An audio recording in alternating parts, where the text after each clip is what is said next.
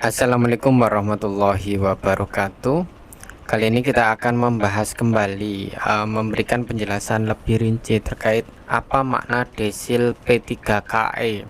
Karena data ini kok digunakan, kemudian disandingkan dengan DTKS. Kemudian juga agak sedikit meresahkan karena tidak semua teman-teman muncul data P3KE-nya, tidak muncul DTKS-nya, dan P3KE-nya tidak muncul juga. Jadi sebagai pengantar di awal, sebenarnya seluruh warga negara Indonesia yang ikut pendataan keluarga tahun 2021 itu masuk ke datanya P3KE, dan desilnya itu dikategorikan dari desil 1 sampai dengan desil 10.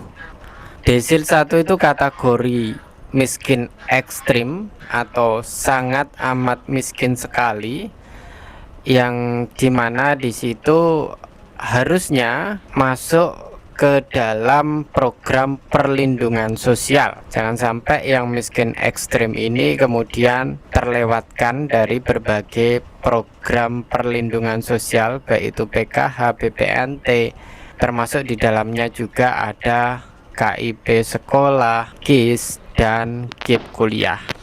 Jadi P3KE ini adalah basis data terbaru yang dikeluarkan oleh kantor wakil presiden gitu ya, sebagai database pengambilan kebijakan pengentasan kemiskinan ekstrim 2023. Nanti kita akan bahas data desil P3KE dan hubungannya dengan KIP kuliah itu seperti apa. Nah, kita ke definisi P3KE. P3KE ini adalah kumpulan data keluarga serta individu anggota keluarga hasil pemutakhiran basis data keluarga Indonesia yang dilakukan oleh Badan Kependudukan dan Keluarga Berencana Nasional pada tahun 2021, yang dilakukan di seluruh level di setiap wilayah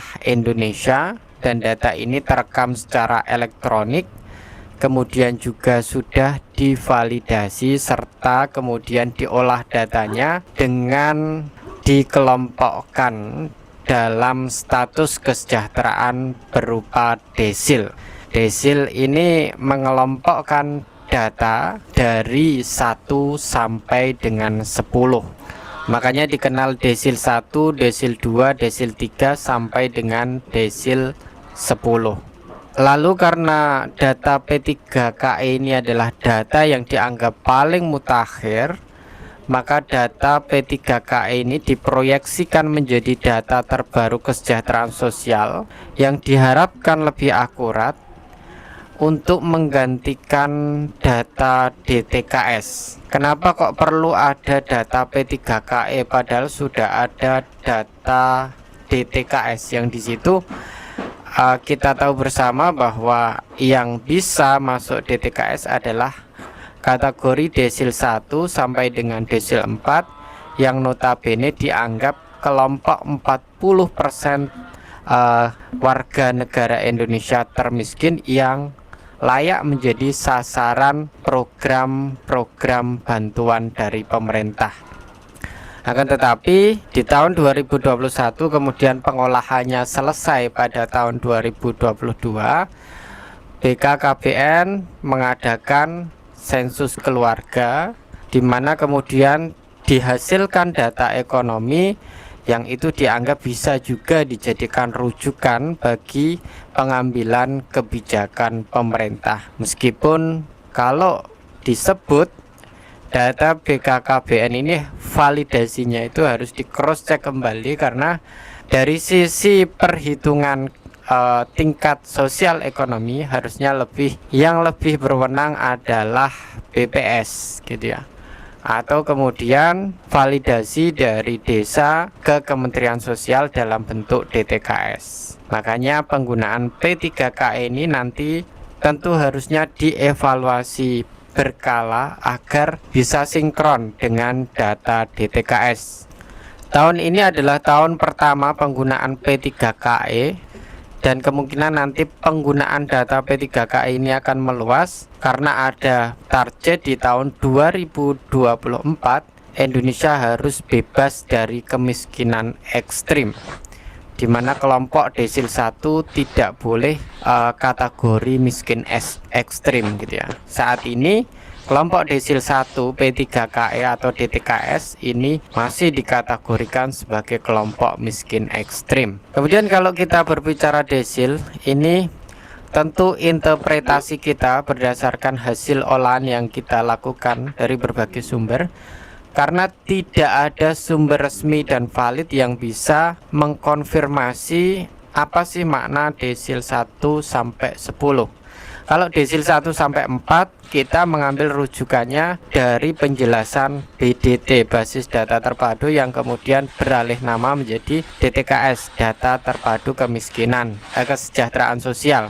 Nah, yang dimaksud desil 1 ini adalah kelompok yang paling miskin atau sekarang kita kenal dengan kelompok masyarakat miskin ekstrim. Desil 2 ini adalah kelompok miskin. Desil 3 ini hampir miskin. Desil 4 adalah rentan miskin. Relevansinya dengan KIP kuliah adalah sasaran target utama KIP kuliah adalah kelompok dari miskin ekstrim sampai dengan rentan miskin. Artinya kelompok desil 1 sampai dengan kelompok desil 4. Tapi ketika kuota KIP kuliahnya banyak dan kemudian kelompok desil 1 sampai 4 itu ternyata tidak bisa menyerap kuota KIP kuliah yang tersedia, maka tetap ada peluang kelompok desil 5, 6, 7 untuk kemudian bisa mendapatkan KIP kuliah. Jadi tantangannya adalah seberapa banyak kelompok desil 1 sampai 4 ini keterima di KIP kuliah. Jangan-jangan kuotanya 200.000, yang masuk desil 1 sampai 4 hanya 100.000. Sedangkan 100.000 lainnya itu tidak terserap oleh desil 1 sampai 4, yang tentunya membuka peluang bagi kelompok desil di atasnya untuk bisa mendapatkan KIP kuliah. Nah, kelompok desil 5 sampai 10 ini sebenarnya sudah dikategorikan bukan kelompok miskin. Kalau bukan kelompok miskin, maka tentu mereka tidak akan terima KIS, tidak akan terima PKH, tidak akan terima BPNT gitu ya, termasuk BPUM dan bantuan-bantuan yang basis datanya dari DTKS. Dulu teman-teman yang terdata di DTKS itu sudah dikategorikan desil 1 sampai 4. Tapi kemudian ketika masuknya P3KE yang rilis pada tahun ini itu agak rancu. Jadi arah kebijakan pemerintah pada tahun 2023 ialah yang dipakai kira-kira mulai disosialisasikan adalah P3KE. Jadi kelompok desil 1 sampai 4 P3KE itu harusnya dimasukkan ke DTKS, dan kelompok 5 sampai dengan 10 P3KE yang masih ada di DTKS itu harus dikeluarkan. Tentu kebijakan ini belum berlaku karena proses masih sosialisasi, dan ini kemungkinan nanti akan mulai pembersihan DTKS mulai tahun 2024 nantinya. Kemudian bagaimana penjelasan kita terkait kelompok desil 5? Jadi kelompok desil 5 ini berdasarkan formulasi yang kita dapatkan ya. Tidak ada sumber resmi pemerintah yang kemudian memformulasikan data ini. Dari berbagai sumber internet yang kita telusuri, kita tidak menemukan dokumen yang kemudian sahih bisa mendeskripsikan desil 5 itu kelompok apa, desil 6 kelompok apa, desil 7 kelompok apa. Yang paling sahih adalah desil 5 sampai 10 itu disebut bukan kelompok miskin, dan desil 10 ini adalah desil orang kategori paling kaya di Indonesia. Nah, desil 5 kita sebut sebagai kelompok menengah terendah dengan penghasilan paling rendah tapi masih dianggap kelompok menengah. Kemudian desil 6 ini kelompok menengah yang sudah mapan gitu ya. Sedangkan desil 7 kelompok menengah tertinggi yang harusnya ketika dia naik kelas sedikit dia sudah masuk kelompok menengah atas, yakni masuk desil 8. Dan desil 9 adalah kelompok menengah atas tertinggi, sedangkan desil 10 adalah orang paling kaya.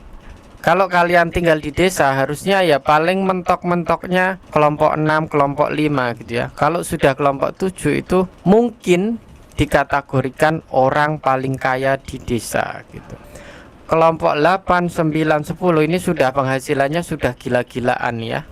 Tapi kalau misalnya masih penghasilan per bulan 10 juta, masuknya kira-kira ya di desil 7. Kalau desil 5 ini penghasilan di atas 4 juta ya, di atas 4 juta ya, di tengah-tengahnya antara 4 sampai dengan 10 ini ya 14 ya. Desil 6 ini ya di kelompok penghasilan 7 jutaan gabungan kedua orang tua.